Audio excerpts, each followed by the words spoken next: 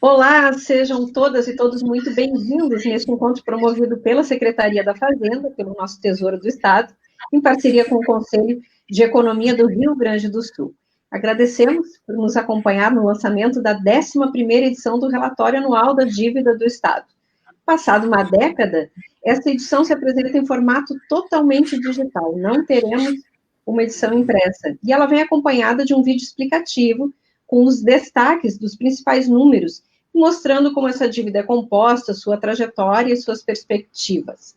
Nosso esforço, de toda a equipe aqui do Tesouro, é pela transparência de dados e informações relevantes a respeito das condições fiscais do nosso Estado, para que toda a sociedade se aproprie desse tema fundamental para o desenvolvimento das políticas públicas que desejamos e que também merecemos.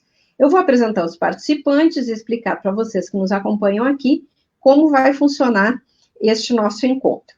A abertura será feita pelo secretário adjunto da Fazenda do Rio Grande do Sul, economista Jorge Luiz Toneto. Depois nós teremos uma saudação do presidente do Corecon RS, José Júnior de Oliveira. Em seguida, passaremos para a apresentação do relatório pelo subsecretário do Tesouro, Bruno Queiroz de Atene, pelo chefe da divisão da dívida pública, Felipe Rodrigues da Silva, assessorado pelo coordenador técnico, Luciano Lauri Flores. Na sequência, teremos a palestra A Situação Fiscal dos Estados no Pós-Pandemia, Alternativas e Financiamento de Políticas Públicas, do economista e conselheiro do Corecon, Mário de Lima. As perguntas e os comentários dos participantes e de quem nos acompanha serão encaminhados para uma discussão final. Então, novamente, agradeço a presença, quem nos acompanha aqui, e convido agora o nosso secretário adjunto da Fazenda, Jorge Luiz Toneto, a se pronunciar dessas boas-vindas. Toneto, contigo. Bom dia a todos. É um prazer aqui nós estarmos mais uma vez falando sobre o relatório da dívida pública. Eu tive o prazer de estar lá no Tesouro quando ele foi lançado. Então foi um trabalho de alguns anos, fruto logo ali da reestruturação da dívida pública do Estado, trabalho de 2007, 2008, e que a gente foi adotando as melhores práticas, desde a segregação de algumas funções de dívida pública, criação de indicadores, benchmarking, e isso foi uma evolução. O primeiro relatório lá, 2009, que publicado em 2010, ele teve um histórico de toda a dívida pública do Estado, muito bem escrito. O Luciano, que é o coordenador hoje aqui, foi o responsável por aquele trabalho. E ele vem evoluindo a cada ano, incluindo o PAF, incluindo mais indicadores, situação macroeconômica. E agora nós chegamos numa versão que é totalmente digital já, e também com vídeos explicativos. Hoje você pode ali acessar todo no site também os contratos. E tem feito parte da nossa prática a transparência, E a transparência tem se dado muito com o relatório, que ele tem se reproduzido agora com uma parceria com o Corecon e muitas vezes com as universidades, onde a gente vai dar palestra, geralmente URGS, PUC, Unicinos, e às vezes no interior mesmo, até pelo Corecon. Eu até pouco tempo era conselheiro, então tive a oportunidade de percorrer o interior aí também falar sobre finanças, dívida e outros assuntos do próprio conselho.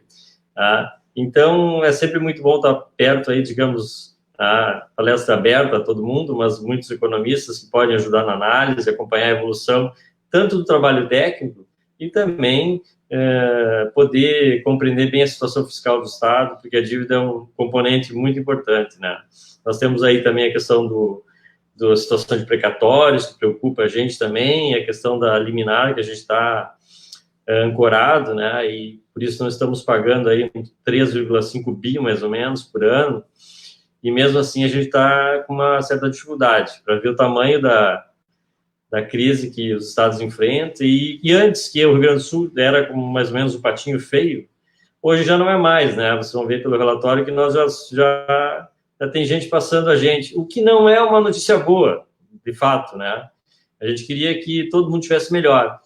Questão de 5, 6 anos atrás, se acompanhar os gráficos, quase todo o país tinha ido para uma convergência, mas estava ancorado em pouco também num ciclo de crescimento, Aquela famosa indicador de dívida PIB ou dívida receita, se a receita e o PIB não crescem, fica difícil, A margem é muito pequena, embora tenha tido uma renegociação, alongado prazo, ainda assim nós estamos aí numa situação de preocupação, né?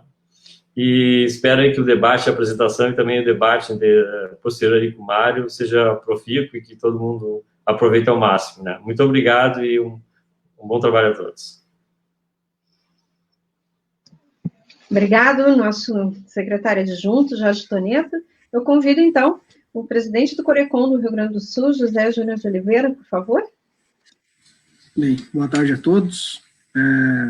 Eu quero fazer aqui uma saudação ao senhor Jorge Luiz Toneto, né, secretário adjunto da dívida da Fazenda do Rio Grande do Sul, nosso colega economista e ex-conselheiro do Corecon, ao subsecretário do Tesouro do Estado, Bruno Queiroz Jatene, ao colega economista que também nos dá a honra de estar ao nosso lado aí, e chefe da divisão da dívida pública do Estado, Felipe Rodrigues da Silva, nosso parceiro aí no conselho, né, ao Luciano Flores, que também é coordenador técnico do Secretaria da Fazenda, ao economista e colega do Corecon ali, nosso conselheiro Mário Jaime Lima, que vai fazer a nossa palestra, a ilustre jornalista e assessora de imprensa do Tesouro do Estado, a Sandra Bittencourt, né, que nos dá a honra da presença, e nós do Corecon nos sentimos muito honrados, né, em mais essa parceria com o Tesouro do Estado, nesse importante evento, cujo lançamento o Corecon já vem acompanhando há várias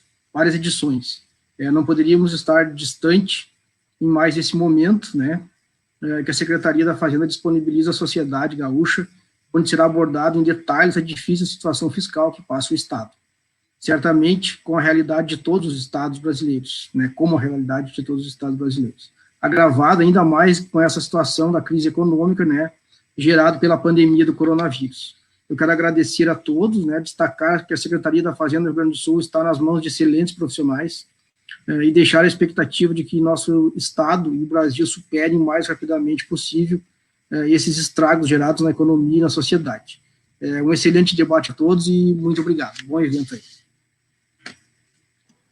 Nós agradecemos, então, o presidente do Corecon, são aqui do Rio Grande do Sul, José Júnior de Oliveira. A gente vem construindo, né, Felipe, uma relação e uma parceria muito importante com o Corecon para a divulgação, para a compreensão e entendimento desse tema, né?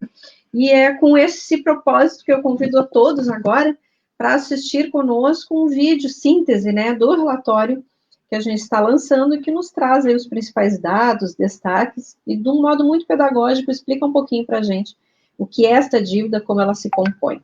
Eu vou convidar, então, antes de convidar o nosso subsecretário do Tesouro, Bruno Jatene, eu acho que é bem importante, né, a gente planejou aqui, gostaria de nominar toda a equipe que trabalhou e colaborou na elaboração desta publicação.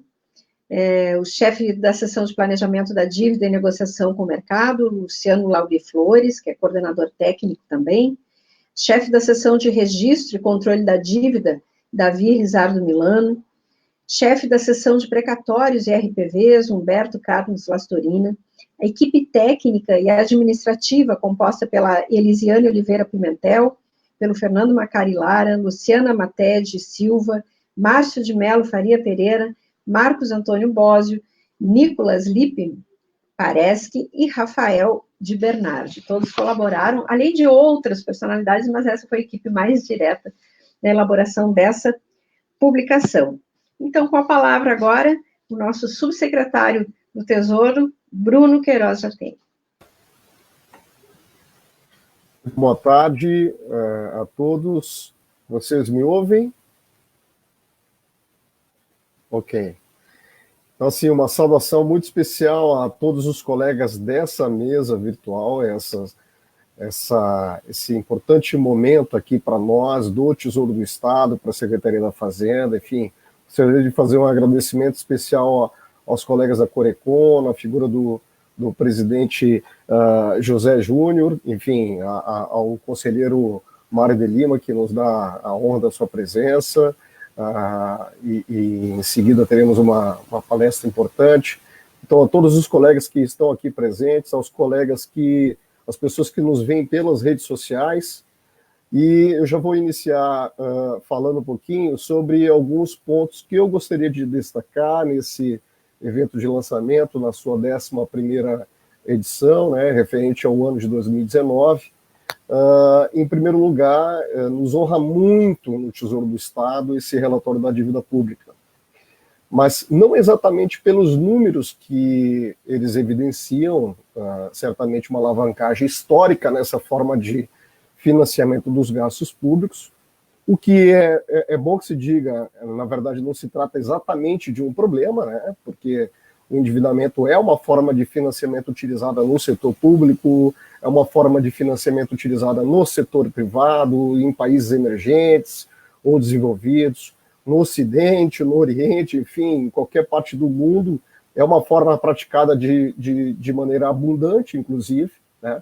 Portanto, menos pelos números e mais pelo conteúdo de exposição, pelo rigor técnico, pela transparência, pelo formato, por tudo isso.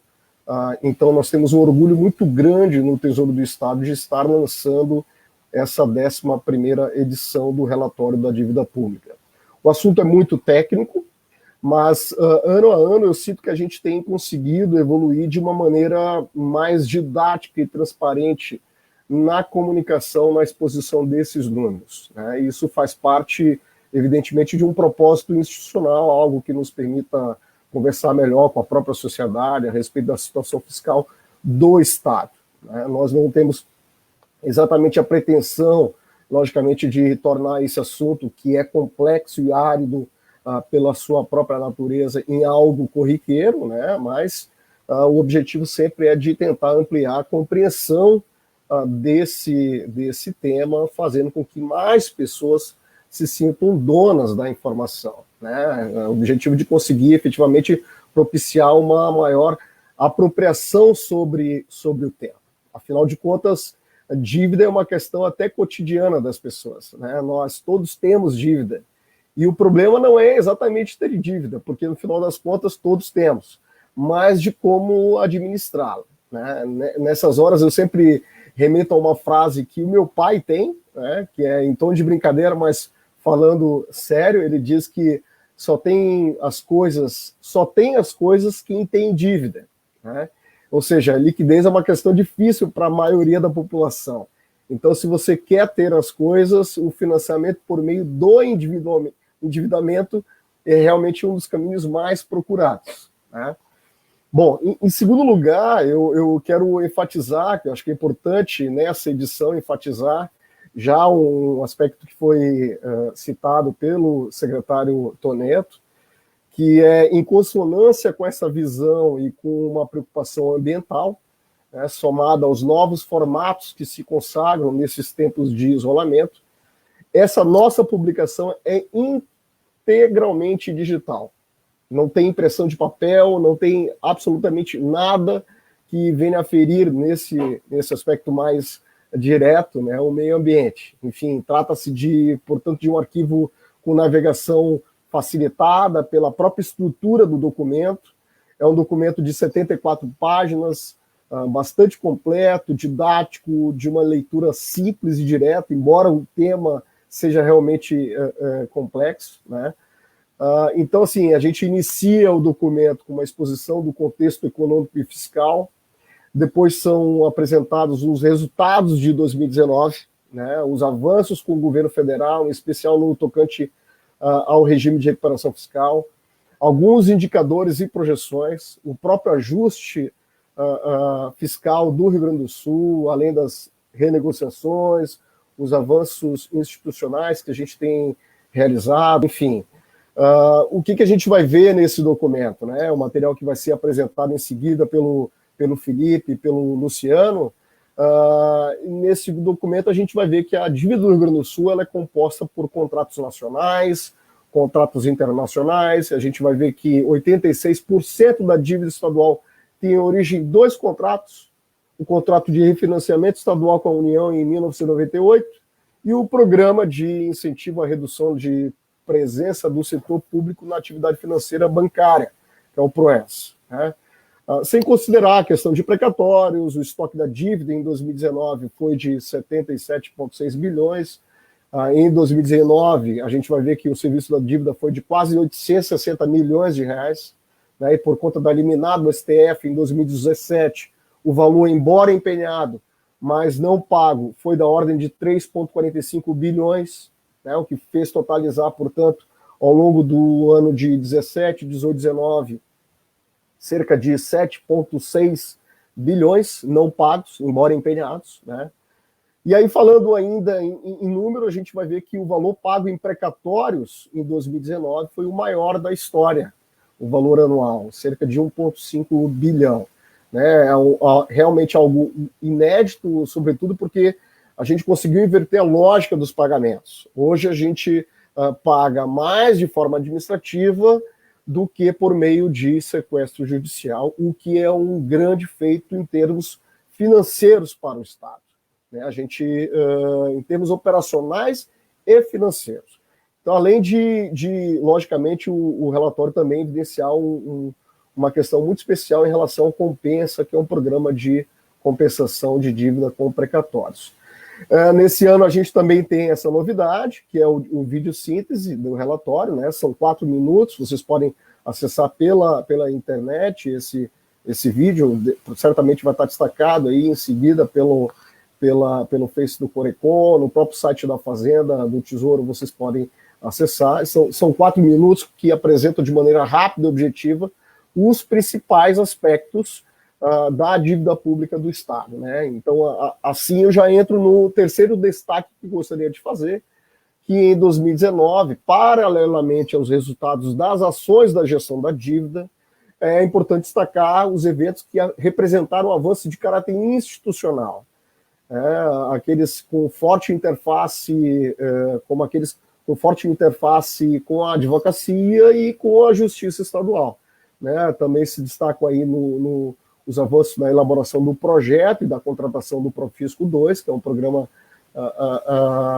que permite a modernização da administração fazendária, a segunda edição, um programa com financiamento do BID, do Banco Interamericano, né, além evidentemente, do lançamento, da divulgação no ano passado do 10º relatório da dívida pública. Então, a gente tem algumas questões importantes nessa questão de avanço institucional, como é o caso da interface automática dos sistemas do TJ e da Fazenda, né, uma nova sistemática que permite maior agilidade e segurança nessa comunicação entre os dois órgãos. Também uma atuação, eu destaco, da Câmara de Conciliação de Precatórios, né, super importante. A gente teve grandes avanços ao longo de 2019, se atingiu aí cerca de 312 milhões pagos, né, contra 95 em 2018, quer dizer, algo equivalente a uma baixa de 520 milhões em precatórios, já que os pagamentos no âmbito da Câmara ocorrem com deságio de 40%.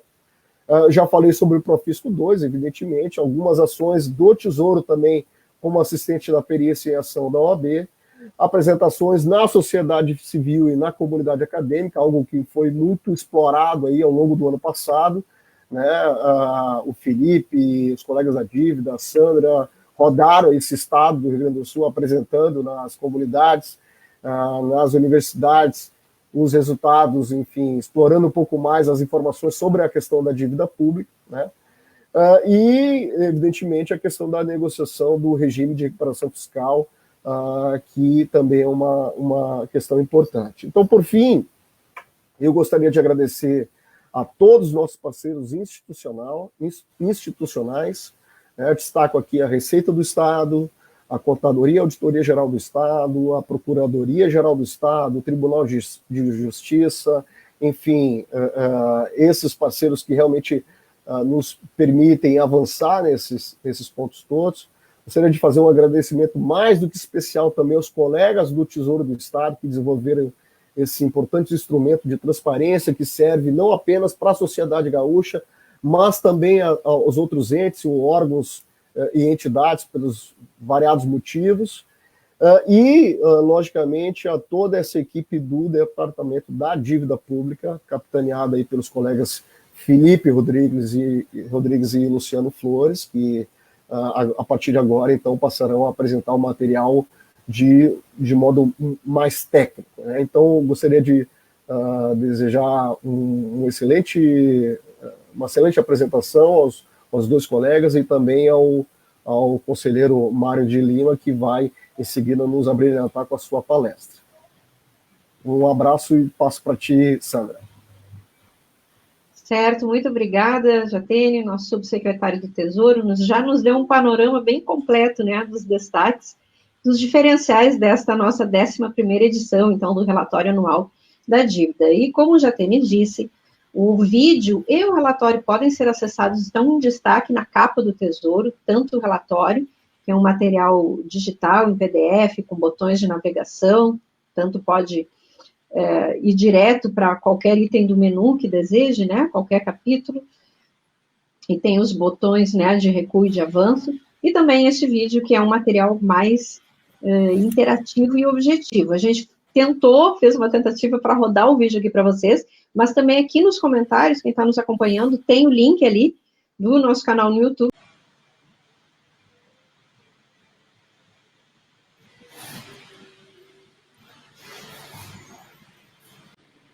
Isso.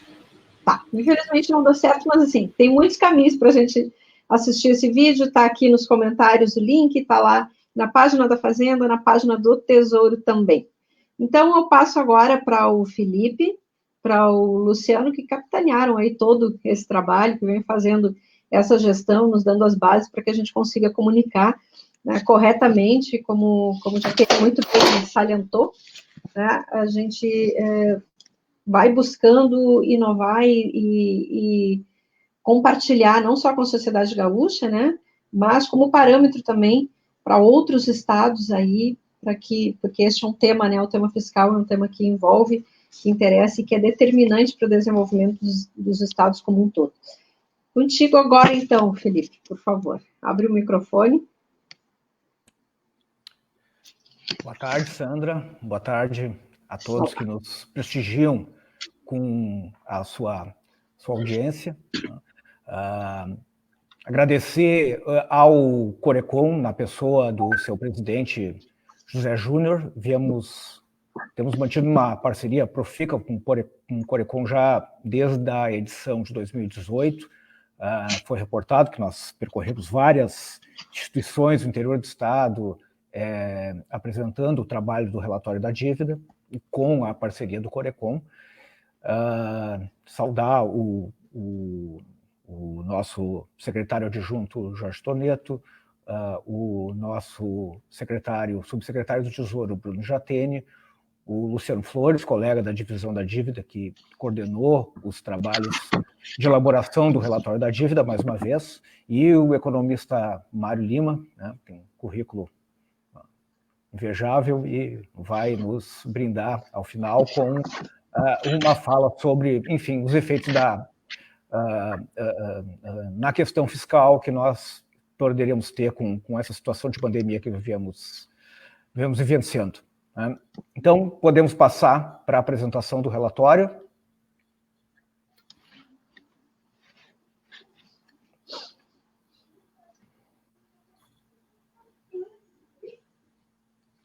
Muito bem, então nós chegamos à 11ª edição do relatório da dívida, um pouco o nosso subsecretário já reportou. Né? Próxima, podemos passar. Aqui podemos ir passando.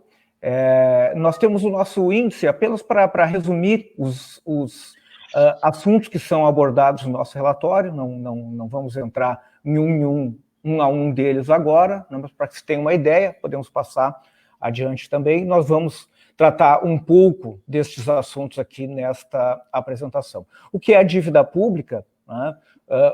Também um pouco o nosso subsecretário já abordou este assunto, a gente colocou algumas definições, né? Como o subsecretário já colocou, a dívida pública não é, como às vezes parece, às vezes se pensa, necessariamente um mal. Né? Antes de mais nada, ela é um instrumento de política econômica e política fiscal usada por todos os governos. Mas apenas para mostrar essa conceituação que nós temos também no relatório da dívida 2019. Próximo, pode passar, por favor?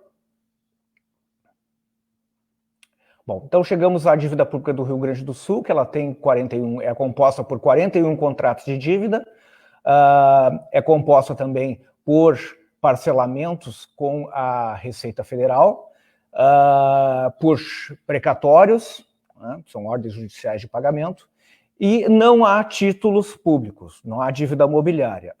Nos marcos institucionais que nós temos no Brasil, já desde a Lei de Responsabilidade Fiscal, os entes subnacionais não têm essa possibilidade da emissão de títulos públicos. Então, a nossa dívida, vale dizer, ela é quase inteiramente contratual hoje, a não ser alguns parcelamentos, ela é quase inteiramente contratual.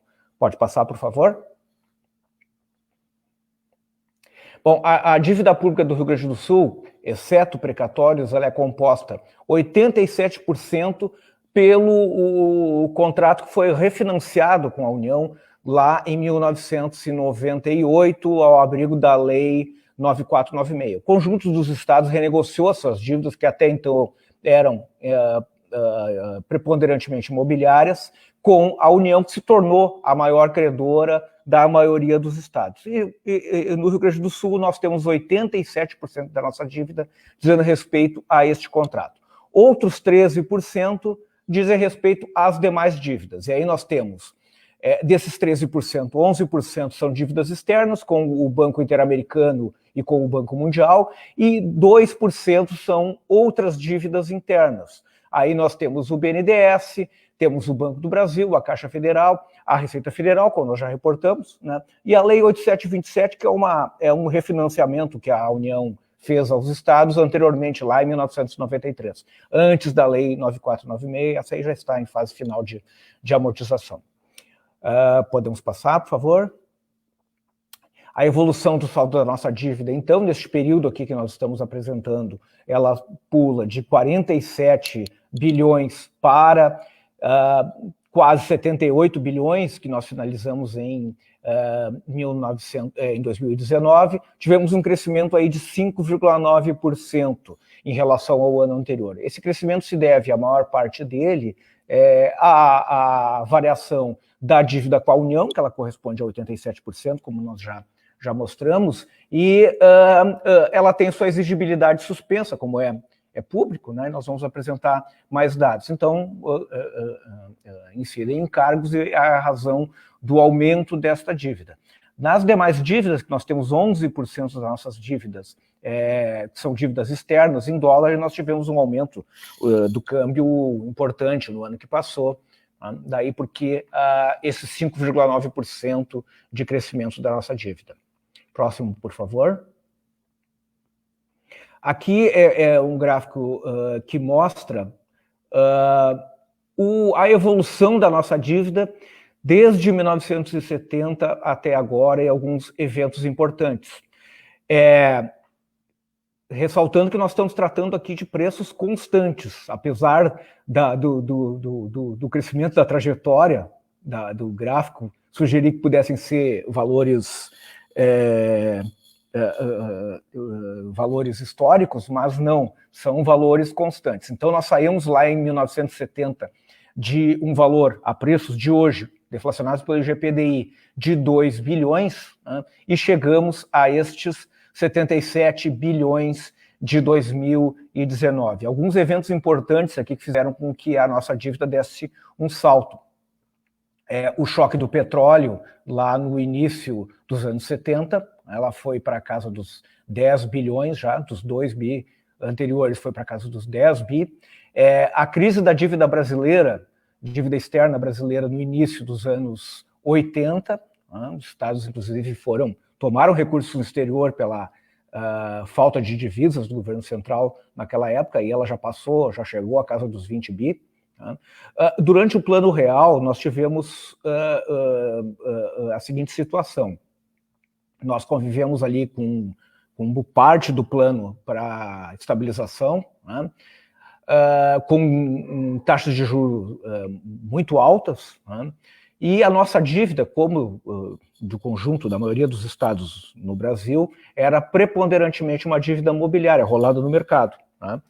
Então, nós tivemos, a partir desses juros muito altos, um custo muito elevado para a rolagem dessa dívida e também pelo aprofundamento da crise fiscal do Estado naquele momento, quer dizer, o fim da inflação trouxe como consequência efeito colateral indesejável, embora, evidentemente, o fim da inflação fosse necessário, um agravamento da situação fiscal dos estados, que se financiavam muito pelo chamado imposto inflacionário, né? Com o fim da inflação, deixaram de ter essa forma de financiamento. Então, os estados, no caso do Rio Grande do Sul, passou a rolar quase integralmente a sua dívida mobiliária e ela corrigida por uma taxa de juros muito alta que nós tínhamos naquele período ali. Chegamos a ter taxas de juros da ordem de Selic da ordem de 40%. Então, ela deu um salto. Isso foi uma das razões principais para que o governo federal viesse com a Lei 9496, lá em 1997, para o refinanciamento das dívidas dos estados, assumida pelo governo federal, né? E a partir daí nós viemos numa linha mais ou menos constante, em que pese as amortizações de dívida que nós viemos fazendo nesse período. Tivemos uma elevação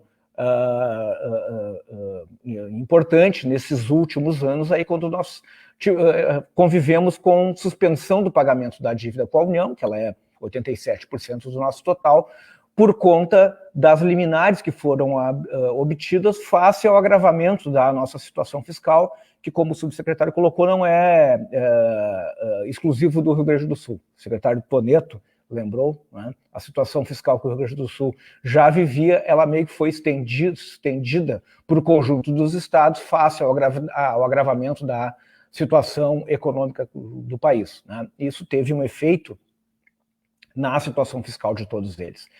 Dá mais um clique aí, Alex, por favor, tá? Para que a gente mostre esse... Volta um pouquinho, por favor. Volta um pouquinho só, por favor. Tá? Esse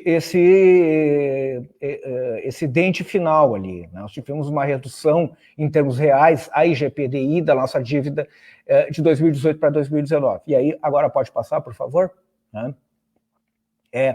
Lembrando que a nossa dívida está deflacionada aí pelo IGPDI. Nós usamos o IGPDI porque é o índice que nós temos lá desde 1970 para que nós possamos fazer o comparativo. No entanto, o IGPDI teve uma alta muito grande em 2019, ele tem um peso, as variações cambiais têm um peso grande no IGPDI, né? E isso levou a que a nossa dívida, que ela é corrigida, a dívida com a União, preponderantemente, né, pelo IPCA, que teve uma variação bem menor, levou, em termos de IGPDI, a uma redução em termos constantes da nossa dívida em 2019. Né? Mas é um efeito dessa questão da diferença dos índices de preço, porque em termos nominais, nós tivemos aquele aumento de 5,9%. Pode passar, por favor? Bom, o serviço da nossa dívida, ele chegou em 2019 a 857 milhões. Tivemos aquela redução drástica desde 2016 em relação a 2015 por conta da judicialização da dívida que a situação fiscal, a deterioração da situação fiscal do Estado ensejou já desde aquela oportunidade. Pode dar mais um enter aí, por favor. Então, nós tivemos um crescimento deste serviço da nossa dívida de 20% em relação a 2018, são 143 milhões a mais, né? Mais um aí, por favor. A 9496 vem suspensa totalmente desde julho de 2017, ela é 87% da nossa dívida, mais uma vez. O valor correspondente a 9496, a dívida com a União, que teria sido pago não fosse a suspensão por liminar, em 2019 chegou a 3,45 bilhões. Né? Nesse período acumulado, desde 2017, quando nós temos a suspensão total do pagamento da dívida com a União, nós já chegamos a 7,65 bilhões. Então, a nossa dívida por competência em 2019, somando aqui os 3,45 bi que deixaram de ser pagos, a dívida com a União suspensa, mais os 857 milhões que foram efetivamente pagos, chegaríamos a um serviço por competência de cerca de 4,3 bilhões. Pode passar, por favor? Bem, aqui então nós apresentamos um histórico acumulado dos valores suspensos da dívida com a União, chegando a esse 7,65 bi em dezembro de 2019. Uma informação que agora nós já estamos chegando mais ou menos a 9,5 bi, agora se nós considerarmos até junho de 2020. E no relatório da dívida, vocês têm acesso a este gráfico, e pode-se ver quanto era acumulado de dívida devida à União, suspensa por conta da liminar, em cada mês lá, desde julho de 2017. Pode passar, por favor? Precatórios, né, que são uma parte importante também do passivo do Estado, né, e são constituídos pelas dívidas decididas judicialmente. Né. Os precatórios, o Estado segue o regime em que ele deve disponibilizar 1,5% da sua receita corrente líquida mensalmente ao Tribunal de Justiça, que é quem, de fato, faz os pagamentos de precatórios. Então, em 2019, estes 1,5% da receita corrente líquida corresponderam àqueles 572 milhões que aparecem ali na última linha da tabela, correspondendo exatamente a 1,5% da receita corrente líquida. Próxima, por favor. Os precatórios têm 3 vias distintas de liquidação. A primeira é a ordem cronológica e preferências. Estes são liquidados por este valor de 1,5% da receita corrente líquida depositado pelo Estado para o Tribunal de Justiça. Outra forma são os acordos por via da Câmara de Conciliação entre o Estado e as partes, né, os detentores de precatórios. Né. E, por fim, o Compensa RS, que é um programa do Estado de compensação de precatórios com dívida ativa. Né. Nós vamos apresentar os resultados a seguir. Próximo, por favor. Então, em 2019, nós tivemos resultados muito importantes relativamente a precatórios. Né? Nós chegamos a uma quitação total de 1,553 bi de precatórios. 303 milhões foram pagos pelo Tribunal de Justiça. Isso não corresponde exatamente ao valor depositado pelo Tesouro. Né? Uma coisa é o valor 1,5% que o Tesouro deposita, e outra coisa é o que efetivamente o Tribunal de Justiça quita. 312 milhões foram liquidados através da Câmara de Conciliação, e 937 milhões foram objeto de compensação no programa Compensa, precatórios com dívida ativa. Então, puder mais dar um enter aí, por favor, Alex. Nós chegamos ao maior valor já registrado anualmente pelo Estado, né, em liquidação de precatórios, quitação de precatórios. Né. Pela primeira vez, mais um enter aí, né, nós tivemos um volume de liquidação de precatórios, pela primeira vez nos últimos anos, ao menos, né, superior ao de novas inscrições. Vale dizer, então, que o nosso estoque de precatórios reduziu pela primeira vez nos últimos anos, e esta foi uma conquista bastante importante. Podemos passar, por favor? Agora vamos para as RPVs. As RPVs são dívidas judiciais também, mas de pequeno valor. A nossa lei conceitua que as RPVs são as dívidas judiciais, né, equivalentes aos precatórios, porém com valor até 10 salários mínimos. E estas, pela nossa legislação, devem ser pagas em até 60 dias. Por tanto dificuldades operacionais do conjunto dos órgãos do Estado, o Tesouro, a Procuradoria-Geral do Estado, quanto pela situação de caixa financeira que é conhecida, né, o atraso no pagamento de RPVs vem ensejando um sequestro grande de recursos pelo Poder Judiciário nas contas do Estado. Né? Então, nós tínhamos aquele valor ali em 2017, tivemos de 350 milhões sequestrados em conta, ao passo em que o nosso pagamento direto era só de 167 milhões. Nós vemos revertendo já esse quadro em 2018, um esforço administrativo e fiscal também, e financeiro também, para buscar adimplência no pagamento das RPVs, minimizando os sequestros judiciais. Já em 2018, vocês veem que o total de pagamento direto foi superior o de sequestros. Se nós tivéssemos uma série mais longa, ia aparecer que, pela primeira vez nos últimos anos também, nós tivemos esta inflexão em 2018. Em 2019, já a ampla maioria das quitações de RPV se deu por pagamento direto. Os sequestros passaram a ser uma exceção, né? Inclusive, então, dos 360 milhões que foram o valor despendido com RPVs, 305 milhões corresponderam a pagamento direto antes do sequestro. Dá mais um enter aí, Alex. Mais um, por favor, se nós já falamos. A redução expressiva também. Nós tivemos uma redução no número de RPVs sequestradas de quase 46 mil em 2000, em número de RPVs, aí não é em valor, né? Em número de RPVs, de quase 46 mil em 2019 para 12 mil em 2018 para 12 mil em 2019. E seguimos perseguindo agora em 2020, buscando minimizar estes sequestros judiciais. O valor caiu de 258 milhões, como mostra a tabela ali em 2018, para 56 milhões em 2019. Próxima.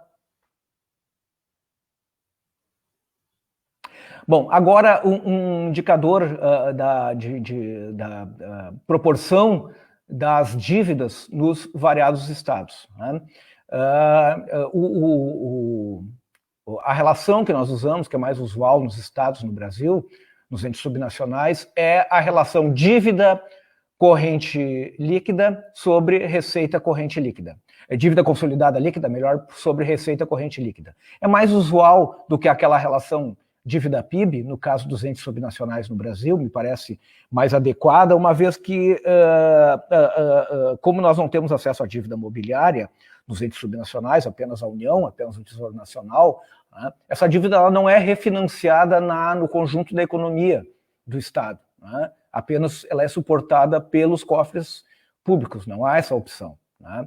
Então, nos parece mais adequada esta relação dívida sobre receita. E aí, a similaridade do ano anterior, o Rio de Janeiro continua tendo a maior relação dívida sobre receita, de 2,82, né? A sua dívida consolidada líquida é 2,82 vezes maior do que a sua receita anual. O Rio Grande do Sul vem em segundo, com 2,24. Vocês veem que o crescimento do Rio de Janeiro foi bem maior, porque ele tem uma suspensão total das suas dívidas, lá por conta do regime de recuperação fiscal.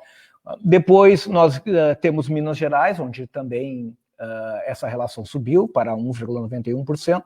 São Paulo com 1,71% é o quarto. E São Paulo teve uma redução desta relação em 2019. São Paulo não tinha suspensão do pagamento de suas dívidas. Essa relação mostra como este problema do endividamento ele é mais sério, ele se torna mais grave nos estados que têm de maior PIB, já tem um desenvolvimento anterior, mais consolidado no Brasil, né? Não só em volume total, como em proporção também. Veja-se que no total dos estados do Brasil, se nós formarmos o total das RCLs e dividirmos das DCLs divididas pelas suas RCLs dos vários estados, nós temos uma relação de 1,24 no Brasil. E isso em 2018, né? Em 2019, 1,19. No relatório da dívida, vocês vão ter a relação DSL-RCL do conjunto dos estados. Aqui são alguns exemplos apenas. Próxima, por favor. Aqui alguns, nas negociações do Estado com o governo federal, os eventos que nós tivemos em 2019. Relativamente ao plano de recuperação fiscal, regime de recuperação fiscal que o Estado busca aderir. O Estado do Rio Grande do Sul pretende aderir. Está buscando já desde 2017 a sua adesão. Em julho, nós enviamos para o governo federal, para o Tesouro Nacional, um cenário base do plano de recuperação fiscal, e em outubro foi enviado um cenário ajustado, aí já com um plano mais completo, né, com várias medidas de ajuste previstas. Né? Podemos passar, por favor? E continuam as negociações do regime de recuperação fiscal, em que pese os efeitos da pandemia, com o agravamento da situação do Rio Grande do Sul, como dos demais entes também, ensejou aí um foco maior nas medidas de curto prazo, mas seguem as tratativas para adesão do regime de recuperação fiscal. Em junho de 2019, nós tínhamos também enviado pela União o chamado Plano Mansueto, PLC 149, que tratava de medidas de ajuste fiscal também para os estados.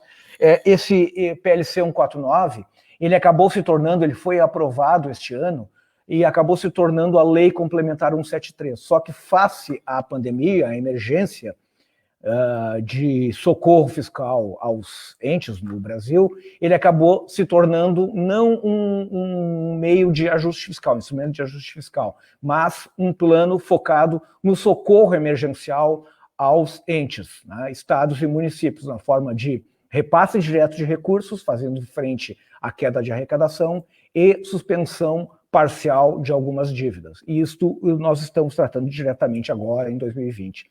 Também em novembro do ano passado, tivemos o encaminhamento da PEC emergencial e a PLC 186 e da PEC do Pacto Federativo, o PLC 188, também medidas tendentes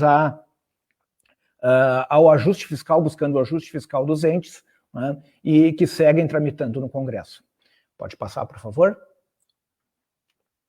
Bom, agora vamos entrar na parte de projeções, algumas projeções para a nossa dívida. Né? Neste gráfico, nós mostramos na linha vermelha a tendência esperada da nossa dívida nos próximos anos, pressupondo que nós continuaremos na situação atual, ou seja, com suspensão da dívida com a União, seja por forma de liminar, como temos hoje, seja por forma de adesão ao regime de recuperação fiscal. E aí ela tem uma tendência ascendente, já que essa dívida corresponde a 87% do total, do nosso total, né? Na medida em que ele não for pago e incidir em encargos, ela vai tendo um crescimento. Chegaria à casa dos próximo dos 90 bilhões ali em 2023. Já na linha tracejada em azul, a trajetória esperada caso sejam retomados os pagamentos. Né? E aí ela tem uma trajetória descendente. Podemos passar para a próxima.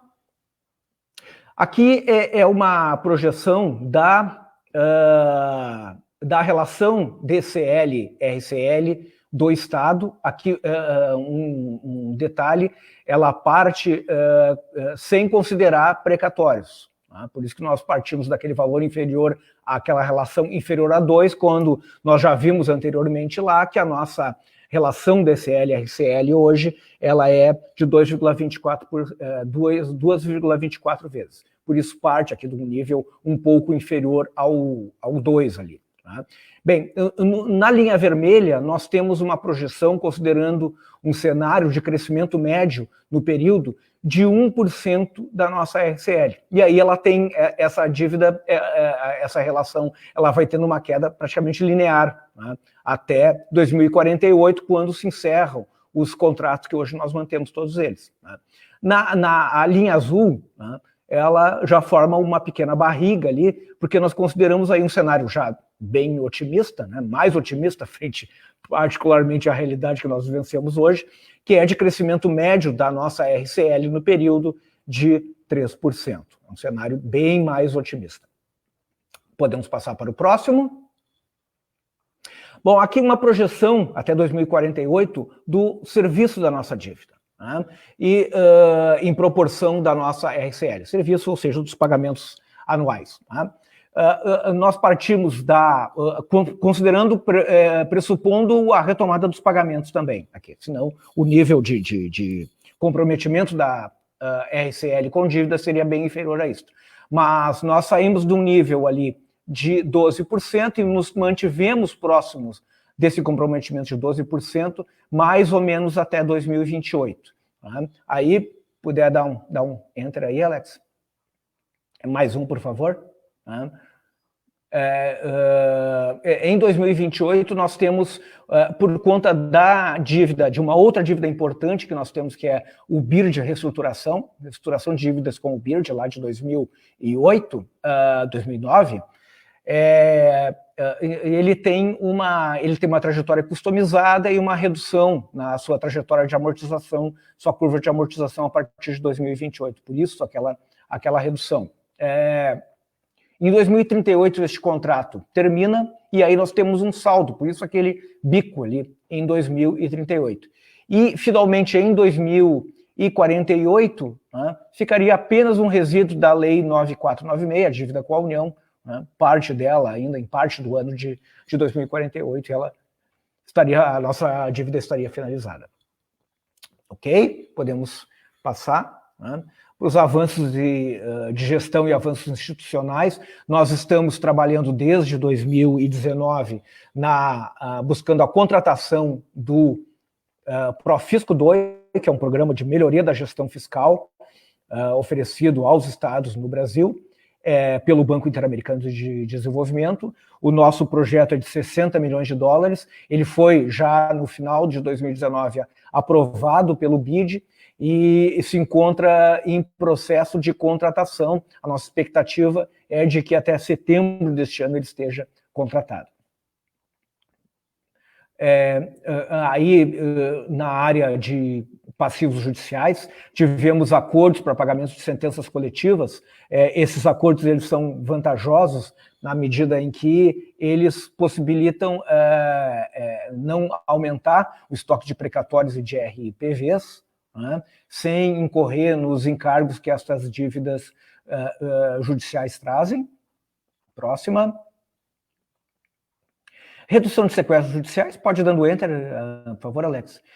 Redução de sequestros judiciais, o novo sistema de RPVs e o interface, volta por favor, interface automática do sistema do Tribunal de Justiça e Fazenda, são medidas administrativas tendentes a melhorar a gestão de precatórios e RPVs, sempre buscando reduzir os sequestros de RPVs e a melhoria da gestão dos precatórios.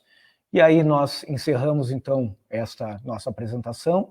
Próxima, nós temos aqui, nominando a nossa equipe técnica, né? Além dos colegas da Divisão da Dívida Pública, coordenado pelo Luciano Flores, nós temos também os colegas da Divisão de Estudos Econômicos e Qualidade do Gasto. O Fernando Macari Lara trabalhou no cenário econômico e fiscal que nós apresentamos no início do relatório, e o colega Marcos Bósio trabalhou também na seção de precatórios e RPV, SEPRE, né, e trabalhou junto conosco apresentando esta área. Né. Então, queremos agradecer e nominar a todos os colegas aí, né, e, então, agradecemos, então, pela atenção de todos, ressaltando que no relatório que está no site do Tesouro nós temos muito mais informações, uma radiografia que nós pretendemos completa do assunto dívida, né? Então, agradecendo mais uma vez aí ao Corecon pela parceria e a todos que acompanharam a nossa apresentação. Tá? Obrigado. Sandra novamente. Muito bem, está comigo agora. Obrigada, Felipe. A gente está aberto também para receber dúvidas, comentários, que a gente vai encaminhar mais para o final. O coordenador técnico, Luciano, está aqui conosco, está fiscalizando aqui a tua apresentação, Felipe. Se tiver algum complemento a fazer também, Luciano, que depois ou nos auxiliar lá na resposta às dúvidas que possam surgir. Eu vou, então, dar andamento com o nosso convidado palestrante, a quem já agradecemos de imediato por compartilhar o seu conhecimento conosco, por ter atendido o nosso convite. Vamos apresentar, então, o currículo, o invejável currículo, né, do nosso convidado. O Mário é economista com mestrado e doutorado em Economia do Desenvolvimento pela Pontifícia Universidade Católica do Rio Grande do Sul, atua nas áreas de políticas públicas, finanças públicas, gestão pública, planejamento e desenvolvimento regional, urbano e metropolitano, com experiência em diversos órgãos e conselhos da administração pública brasileira. Há 7 anos é professor da área de negócios da Universidade La Salle e, como economista, atua como assessor na Secretaria Municipal da Fazenda de Porto Alegre, nosso colega fazendário, então.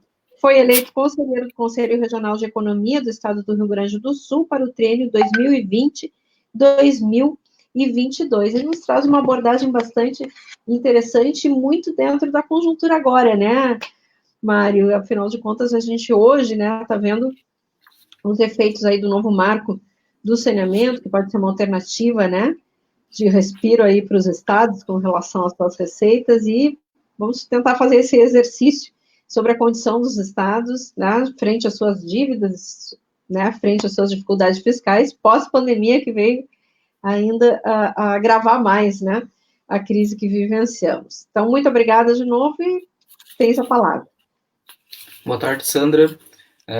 Inicialmente, agradecer, né, pelo convite e a oportunidade que foi me dada nessa tarde, né, saudar o secretário Jorge Toneto, que foi meu colega de PUC no mestrado, no doutorado, né, o José Júnior, presidente do Corecon, o Bruno Jatene, subsecretário do Tesouro, o Felipe e o Luciano, aí os técnicos responsáveis pela dívida, e uma saudação especial aos amigos que trabalham na Secretaria da Fazenda, o Leonardo Busato, com quem tive a satisfação de assessorá-lo enquanto secretário municipal da Fazenda, Rafael Passos e o meu colega de mestrado e doutorado também, o Jacó Prates.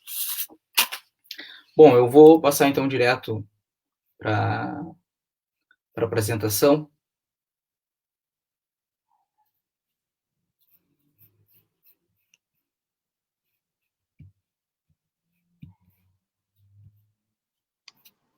Também temos uma apresentação tua, né, de uma tela, PowerPoint. Uhum. Vamos lá.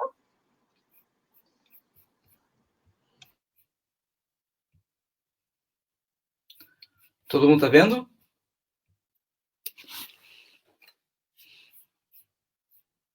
Sim, estamos. Ok. Então, a ideia aqui é trazer justamente, como a minha formação toda é na área de desenvolvimento, a ideia era trazer justamente uma visão das alternativas que o novo marco regulatório de saneamento pode trazer para colaborar, né, na recuperação da situação fiscal dos estados, justamente nesse momento pós-pandemia, né? O marco regulatório, ele surge num momento interessante, né, porque nós vamos ver que o nosso déficit de saneamento pode ser uma grande oportunidade para o Brasil a partir desse novo marco regulatório de saneamento, em que vai possibilitar elevados níveis de investimentos que, se nós não tivéssemos esse déficit, não seria possível. Bom, para começar, eu vou trazer essa figura, ela vai aparecer mais à frente, né?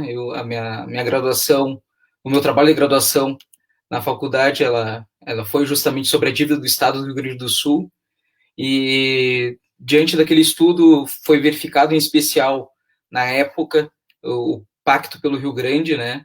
Ele observava que as medidas para sanar o déficit estrutural e a crise financeira e o endividamento do Estado passavam basicamente por 3 questões, né? O controle das despesas e o ajuste fiscal, geração de receitas para o ajuste fiscal e também a geração de investimentos, né, do desenvolvimento econômico e regional para garantir, então, melhorias nas questões fiscais e alternativas de financiamento de políticas públicas.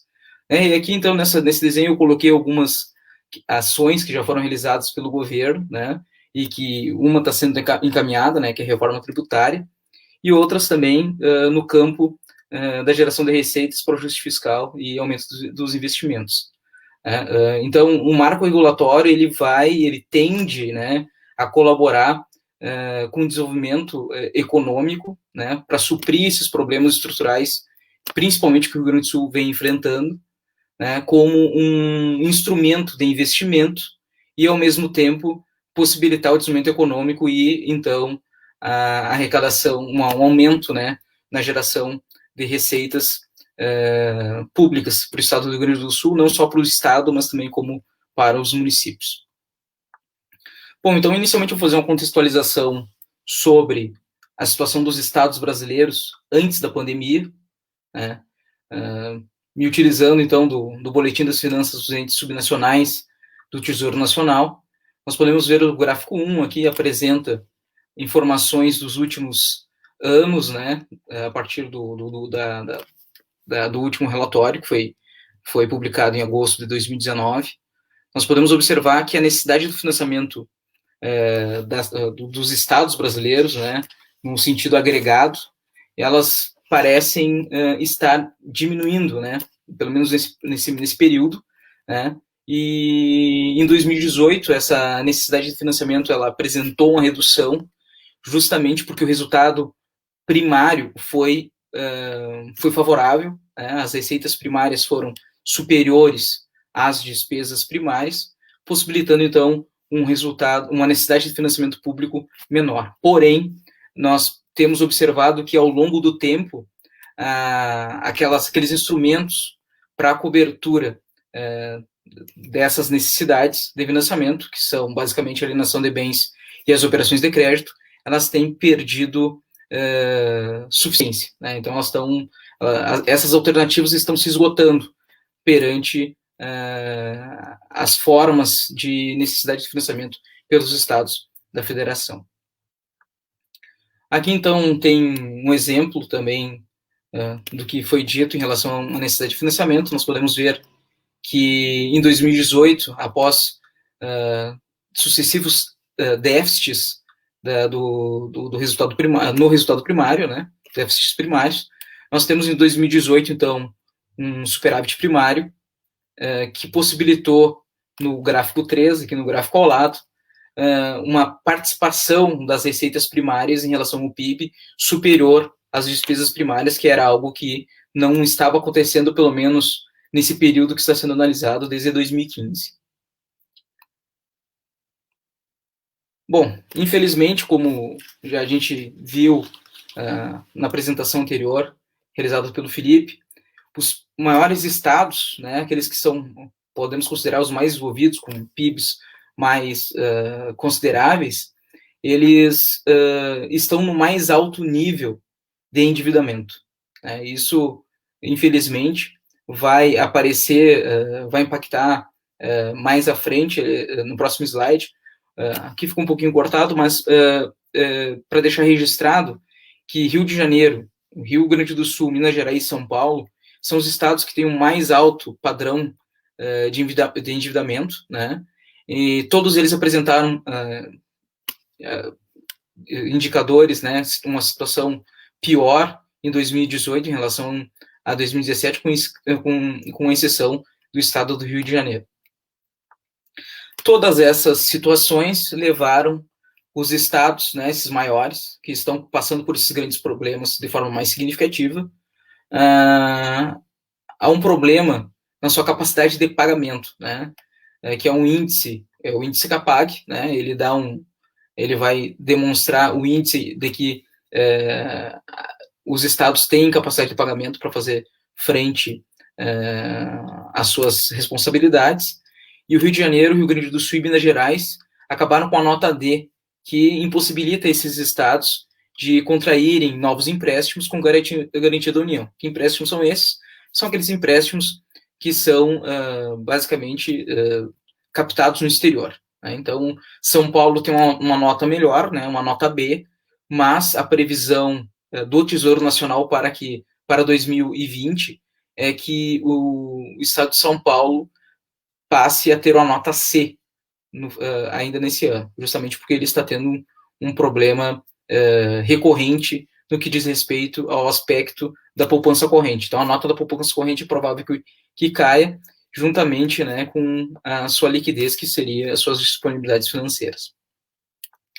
Tudo isso, então, leva esses estados a ter uma possibilidade de captação de recursos inferiores aos outros estados que não estão com a nota tão ruim, né, as notas que possibilitam a captação desses tipos de recursos internacionais, é a nota A e B. Então, esses estados ficam com limitações para a realização de investimentos, né, captação de recursos externos para realizar investimentos. Né? Então, nesse sentido, eu vou passar diretamente para o problema para o nível de investimentos e para o problema do saneamento no Rio Grande do Sul, que foi o recorte que eu fiz, poderia ter feito para todos esses grandes estados, mas o estudo que eu tinha avançado era para o Rio Grande do Sul, e a partir do Rio Grande do Sul, visualizando isso, a gente pode fazer uma projeção para o que vai ocorrer, então, nesses estados que precisam de investimentos, não só no campo do investimento, mas também na geração de riqueza por meio de desenvolvimento econômico a partir desses investimentos. E fazendo o saneamento, então, ser uma grande oportunidade diante do déficit que nós temos. Então, aqui eu trouxe os investimentos do Estado do Rio Grande do Sul, com extraídos, tendo como fonte o site da Transparência RS. Né, nós podemos ver que boa parte da formação, né, da composição dos investimentos do Rio Grande do Sul são basicamente gerados pelas operações de créditos ou por outras fontes, né, que não o Tesouro Municipal, o Tesouro Estadual, né? O Tesouro Estadual ele tem uma parcela muito pequena, né? Que é essa faixa azul intermediária aqui, ela não tem uma parcela muito significativa na composição do investimento. Sobrando então boa parte do investimento do Rio Grande do Sul já foi realizada com recursos de terceiros, né? Sejam eles externos ou internos, né? Que ajudam a formar o nosso endividamento. Né, em torno de, em média, aí, 40%. Né, podemos ver que temos 47,63% da participação das operações de crédito dos investimentos em 2015, 54,24% em 2016, 47,45% em 2017, 30,90% em 2018 e 31,02% em 2019. Obviamente que esses recursos, o peso desses recursos ao ano dependem dos desembolsos de recebimento desses recursos que foram contratados. E nós podemos ver que os valores envolvidos nos investimentos do Rio Grande do Sul estão na casa, não chegam ao valor de bilhão, né? Mas em 2018 nós temos um valor um pouco superior aos demais anos. E então, se nós formos observar o comportamento da política, né, na função saneamento no Rio Grande do Sul, observando as despesas de capital, nós vamos observar que nesse período que vai de 2015 a 2019, as inversões financeiras, né, diretamente para a Companhia do Rio Grandense de Saneamento, foram os valores de maior compreensão, né, de maior destinação no que diz respeito a essa função saneamento.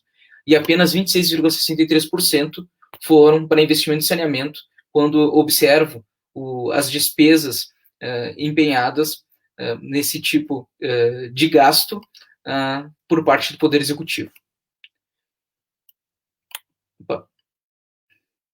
Então, a oportunidade que se vê, né, vem da necessidade de investimento e saneamento do Estado do Rio Grande do Sul. O Rio Grande do Sul possui uma gestão inadequada de esgoto, né, acima da média, né, em torno de 50,73%, ou seja, 58,73% ou a gestão do esgoto é realizada com coleta e sem tratamento, ou sem coleta e sem tratamento. Então, apenas 36,19% da gestão do esgoto no Rio Grande do Sul é formado por solução individual, aquelas fossas individuais, e 5,8% com coleta.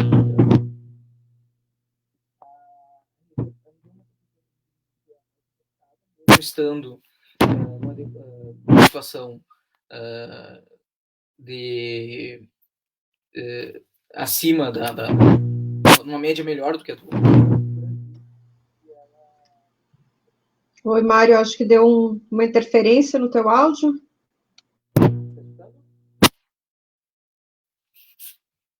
Alô? Sim, melhorou. Vamos adiante. Melhorou. Então, existe uma grande oportunidade nesse sentido, porque nós não vamos ter o volume, já vou passar para vocês observarem o volume de investimentos que nós vamos precisar para resolver esse problema dos 58,73%, né? Uma vez que, em especial, esse problema se concentra nas regiões mais populosas, e no caso do Rio Grande do Sul é a região metropolitana de Porto Alegre, né, que acaba gerando um problema ambiental integrado entre as unidades interfederativas, sejam os municípios da região metropolitana, o Estado e a União, e os demais stakeholders, a população em geral, as empresas e os comitês de bacias e todos os outros interessados nas discussões ambientais, né? Lembrando que o problema, a questão ambiental é o que tem motivado os investidores internacionais. Existem muitos fundos, né, desejando investir nas questões ambientais, em especial, no caso brasileiro, o saneamento é o grande problema ambiental que nós temos nas cidades, né? E enquanto a taxa de juros dos Estados Unidos, da Europa, está em torno, nas voltas de 0 e 1%, os investimentos em infraestrutura são um grande atrativo dos grandes investidores internacionais para poderem ter uma melhor remuneração dos seus investimentos. Então, o Brasil, né, com um novo marco regulatório, ele pode receber esses grandes investimentos a partir dessas oportunidades que são dadas por nosso déficit de saneamento. Aqui, então, nós temos uma necessidade inicial, né, de investimento em saneamento no estado do Rio Grande do Sul, segundo o Sistema Nacional de Informações sobre Saneamento, né, com valores atualizados pelo IPCA. Então, nós precisamos ter um investimento total em torno de 9 bilhões, né, pelo menos de 9 bilhões, em que 66,5% desses recursos, que dá um total de em torno de 6 bilhões, para investimentos em coleta, e em torno de 3 bilhões, que representa 33,5% desses recursos, para investimentos em tratamento do esgoto. A região metropolitana precisaria em torno de 3 bilhões, né, para que se pudesse, então, realizar o tratamento dos esgotos e também, assim, as suas coletas. Isso tornaria, então, a possibilidade de coleta e tratamento do esgoto em 100%, universalização pelo menos do esgoto, 100%. A água potável não é tão problema assim para o Rio Grande do Sul, né? É um problema fica mais concentrado nos esgotos, até porque nós temos 2 rios, dentre os 10 rios mais poluídos do Brasil, 2 estão no Rio Grande do Sul, o Rio Gravataí e o Rio dos Sinos. Então, como o novo marco regulatório de saneamento pode se enquadrar nessas relações? Aí eu volto aqui para aquela figura que iniciou a apresentação, lembrando que o saneamento da crise estrutural, né, do déficit estrutural do Estado, da crise financeira e do endividamento, que impedem o financiamento de políticas públicas, né, e a realização de investimentos, ele está sendo dado, e como anteriormente tinha dito, a orientação para superar essas dificuldades se dá por 3 campos, né, três caminhos, né? Um é o controle das despesas de ajuste fiscal, que a Secretaria da Fazenda, né, e os governos têm concentrado e realizado esforços brilhantes, eu diria, né, com um grande esforço e com uma ótima gestão, né? O que nos falta, justamente, é a capacidade de realizar um desenvolvimento econômico que possibilite um aumento de receitas, né, para superar a crise financeira nas finanças públicas que estamos vivendo, e justamente, né, poder ter mais tranquilidade para realizar a gestão do endividamento no que diz respeito à capacidade do Estado realizar investimentos e financiar suas políticas públicas. Nesse sentido, né, surge a possibilidade de ampliação, né, do uso de PPPs e de concessões no que diz respeito à gestão do saneamento do Rio Grande do Sul, né? Isso, obviamente, a gente pode levar para todos os estados que precisam, né, de desenvolvimento econômico, e os investimentos em infraestrutura hoje são a grande oportunidade que o Brasil encontra, especialmente no pós-pandemia. Nesse sentido, o novo marco regulatório poderá gerar até 960 bilhões no Brasil até o ano de 2033, quando se espera a universalização desses tipos de serviços, né, seja de água, que se pretende chegar a 99%, quanto de esgoto, que pretende chegar até 90% até 2033. E esse novo marco regulatório, ele trabalha com 3 frentes. Uma frente de regulação, voltada à regulação, uma frente voltada à competição e uma frente voltada à produtividade. Regulação, porque a ANA passa a ser a grande agência reguladora, né? Não impede que os estados possam fazer essa regulação por meio de suas agências estaduais, mas a ANA vai ser a grande orientadora, né? Isso dá, obviamente, uma uniformização e, obviamente, garante uma segurança institucional para os investidores. Né? Essa segurança institucional para os investidores faz com que seja viável, né, a possibilidade concreta da realização desses investimentos de interessados de participar desses investimentos. Né? Vai gerar competição, porque não só vai ser possível o fim dos chamados contratos-programas, né, e, obviamente, as empresas estatais que fornecem o serviço de saneamento terão que se modernizar, terão que mudar sua estrutura administrativa, terão que adotar PPPs, né, e, juntamente delas, né, desse cenário, surgem empresas privadas que podem participar dessas competições. Né. A gente vê isso muito na Europa, né, em especial, nós temos a empresa... A empresa de saneamento de Barcelona, que ela é um dos marcos, né, do Grupo Suez, que é um dos marcos na gestão de saneamento. Né. Nós temos também, na frente da produtividade, que vai possibilitar, então, o estabelecimento de metas para que esses bilhões sejam gerados, para que seja dada a universalização tanto do abastecimento de água quanto do tratamento e gestão do esgoto, né, de todo o território nacional. Então, essas 3 frentes consolidam a possibilidade concreta da geração desses recursos, e o Rio Grande do Sul não ficaria atrás disso. Né? Isso, então, num pós-pandemia, vai possibilitar uma recuperação econômica, né, com um aumento dos investimentos e os seus desdobramentos, transbordamentos, né, como a geração de emprego, a geração de renda e, obviamente, nesse âmbito que estamos falando aqui hoje, um aumento da arrecadação. Então, no Rio Grande do Sul, né, o novo marco regulatório, ele pode possibilitar nos primeiros anos da sua adoção uma geração na economia em torno de 600 milhões, né, nos primeiros anos, né, podendo chegar até 900 milhões, né, no médio prazo, né, e vai dar 2 oportunidades. A primeira oportunidade é uma que já acontece no Rio Grande do Sul, né, que nós temos uma parceria público-privada da Corsan, né, com um contrato assinado desde o mês de março, né, que vai movimentar, em média, 197 milhões por ano durante 35 anos, e e até, por enquanto, dos 34 municípios da região metropolitana, 9 estão sendo beneficiados por essa PPP. Né? Então, obviamente que o marco regulatório vai permitir que mais municípios e em mais regiões do Rio Grande do Sul, por meio da Companhia Rio Grandense de Saneamento, possam, então, aderir a essa PPP ou a outras PPPs que venham a surgir. Né? E, obviamente, a grande inovação seriam ações institucionais para ampliação de PPPs e de concessões no Rio Grande do Sul. Né? E nisso o Estado terá um papel preponderante, né?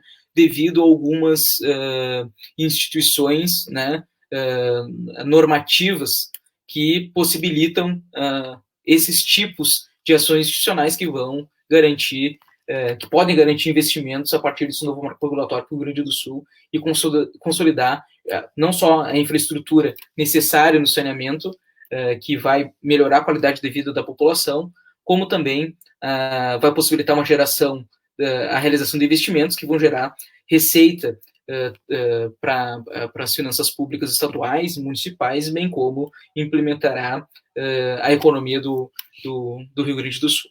E isso poderá se dar pelo artigo 25 da Constituição Federal, que determina, né, que os estados são os responsáveis pela criação e gestão de regiões metropolitanas, micro-regiões e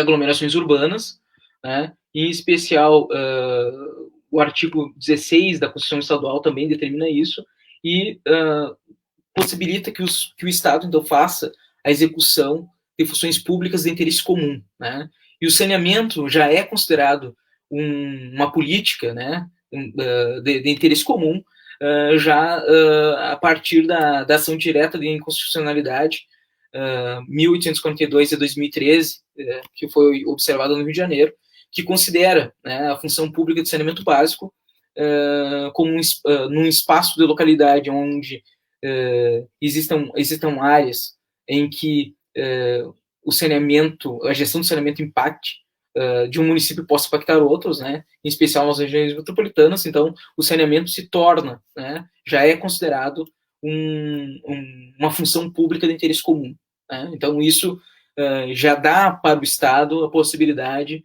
da gestão e execução do saneamento público em regiões metropolitanas e também em aglomerações urbanas e micro-regiões. Isso também fica bem claro, bem estabelecido no Estatuto da Metrópole, né? Fica enrijecido, digamos assim, robustecido pelo Estatuto da Metrópole, e também fica muito claro isso no novo marco regulatório. Novamente, Mário, falhou um pouquinho teu áudio. E agora? Continua ruim. Ruim?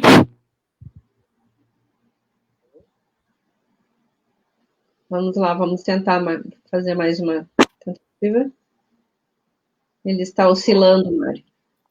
Só um momentinho, então eu vou trocar o fone aqui. Tentar trocar o fone. Enquanto isso, eu queria destacar que a gente está recebendo muitos comentários. Temos mais aí de 2.500 pessoas alcançadas, um público bastante expressivo. E os comentários são muito no sentido de agradecer pela clareza, pela forma como as informações estão sendo apresentadas. E eu destacaria 2 aqui. Um do Paulo Mahler, que diz dados muito elucidativos, transparência ativa sendo fomentada, parabéns ao Tesouro Estadual, parabéns pela apresentação, Felipe. Olha aí, Felipe. E a Gilderes também nos diz, vocês conseguiram pegar um tema árido e transformar em uma live leve e esclarecedora a qualquer público. Que bom, esse é o nosso propósito. Vamos seguir, então, com o nosso palestrante, vamos ver se o áudio já está funcionando melhor. Não, ainda não? Não estamos ouvindo, né, os outros participantes aqui. Eu acho que está fechado o teu áudio, Mário. Deve ter trocado por outro microfone. Tem que abrir o microfone. Tem razão, Jatene.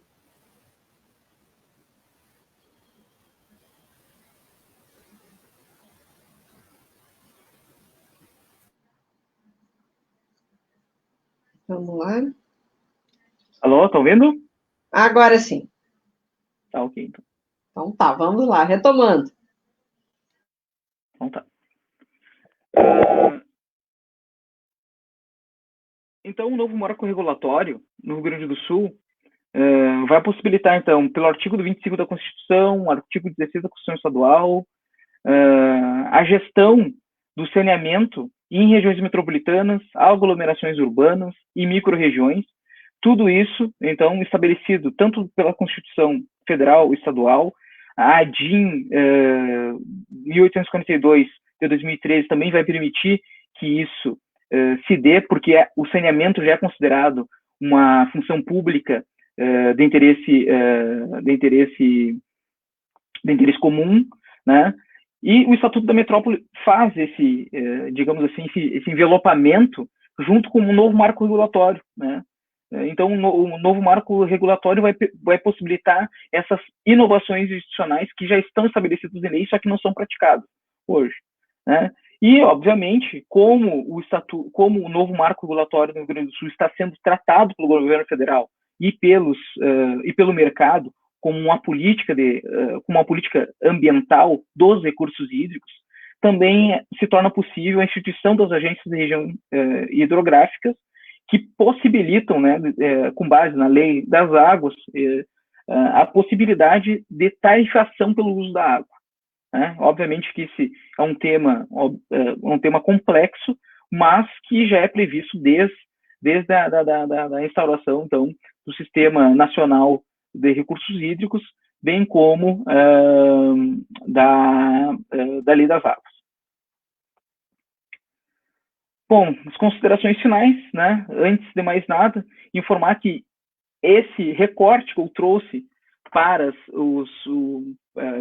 o Rio Grande do Sul, no que diz respeito ao marco regulatório, como um instrumento de desenvolvimento econômico a partir de investimentos com a participação da iniciativa privada, ou por meio de concessões, ou por meio de PPPs junto ao setor público, ela pode ser replicada nos demais estados, por ser a principal oportunidade de desenvolvimento econômico, né? E nós sabemos que muito dos problemas dessa crise estrutural que os estados encontram hoje é devido às limitações de desenvolvimento econômico.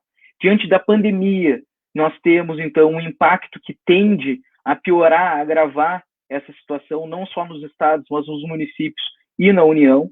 Então, o novo marco regulatório é um instrumento, né, independente da ideologia, independente do pensamento político, é um instrumento de geração de desenvolvimento econômico, né, e esse desenvolvimento econômico, obviamente, é um fato gerador que vai impactar a possibilidade de um aumento da arrecadação de impostos, né, dos estados por meio da geração de riqueza, né, não por meio do aumento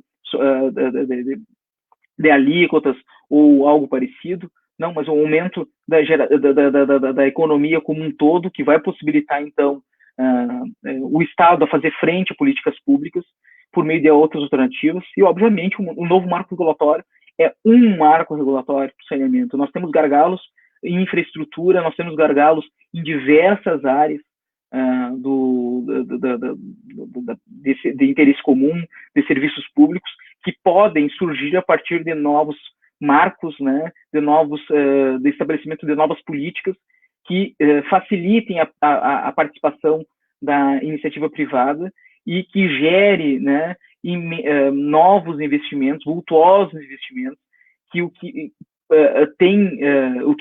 que é mais importante nesse momento para as finanças públicas não é só a gestão das finanças públicas como ela é dada hoje, né, tendo ela como foco. Isso já é muito bem feito pelo Estado do Rio Grande do Sul, mas o que nós precisamos é de desenvolvimento econômico que possibilite incrementar recursos dentro das finanças do Estado e aí, então, possibilitar uma melhor gestão pelo lado da receita por parte do Estado. Então, obviamente, o artigo 7º do novo marco regulatório, com base nos artigos constitucionais, tanto da Constituição Federal quanto da Constituição Estadual, vai possibilitar que o Estado, então, coordene, promove e promova ações de gestão associada, gestão regionalizada, consorciada de políticas públicas de saneamento, considerando o saneamento como uma política de interesse comum, né, utilizando o Estatuto da Metrópole como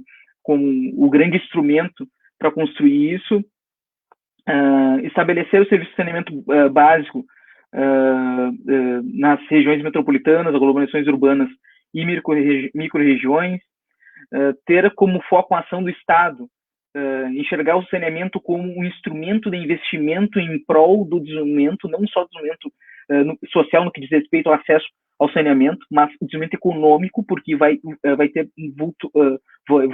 gerar vultuosos recursos para toda a economia, né? E deve haver uma triangulação do Executivo Estadual, e aí eu me refiro principalmente à participação da Secretaria da Fazenda, do Planejamento e Desenvolvimento, na liderança desse processo, né, por considerar isso uma política de infraestrutura e de ambiente de resiliência, né, e isso vai possibilitar o desenvolvimento de políticas públicas e principalmente financiamento, né, porque tem muito recurso no mundo inteiro para financiamento de infraestrutura no que diz respeito nas áreas de meio ambiente com vistas à resiliência, né, muito mais pelas mudanças climáticas e tal, e, obviamente, o nível da taxa de juros no mundo, ela não está sendo favorável aos investidores internacionais, então é mais uma possibilidade, então tem tudo para dar certo no que diz respeito à geração de recursos, o novo marco regulatório.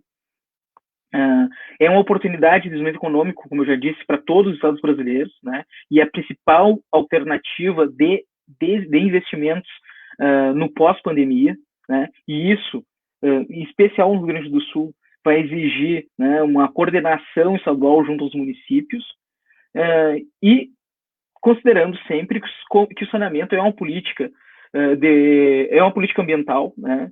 E isso vai possibilitar outros instrumentos de arrecadatórios e de gestão que não eram utilizados até então, né, por meio, por exemplo, da instituição das agências de região hidrográficas, né, para a cobrança da gestão para a gestão e cobrança do uso da água. Então, eu agradeço a participação, agradeço a possibilidade de trazer essa ótica, né, para a discussão de enfrentamento da crise financeira do Estado, né, e, por extensão, da crise financeira dos municípios. E agradeço, né, a oportunidade de participar desse importante momento das finanças públicas do Estado do Rio Grande do Sul. Muito bem, a gente que agradece aqui, tem quase um fã-clube aqui, professor, nos comentários. Muito obrigada por trazer essa abordagem para a gente, com toda essa qualidade no detalhamento que fez. E eu gostaria de convidar, então, os nossos colegas aqui do Tesouro para dar uma palavra final, para a gente já ir encaminhando para o encerramento deste nosso encontro virtual. E pediria, então, não sei se vocês têm algum comentário a fazer, alguma complementação a fazer. Os comentários que nos chegaram foram todos, né, no sentido de agradecer as informações e o modo de apresentar essas informações, esses dados que são tão importantes para compreender a realidade fiscal do nosso Estado. Posso começar contigo, secretário de ATM? Bom, eu gostaria de parabenizar todos, a ti em especial, Sandra, por ter conduzido tão bem esse lançamento, esse evento aqui, aos colegas do Corecon, o Mário de Lima, o presidente, enfim, em especial também aqui os colegas, o Felipe, o Luciano, todos os colegas da Dívida Pública, os colegas do Tesouro, ao nosso secretário Toneto. Esse é um dos eventos que o Tesouro faz ao longo do ano. A gente tem uma série de compromissos de transparência, de divulgação de informações.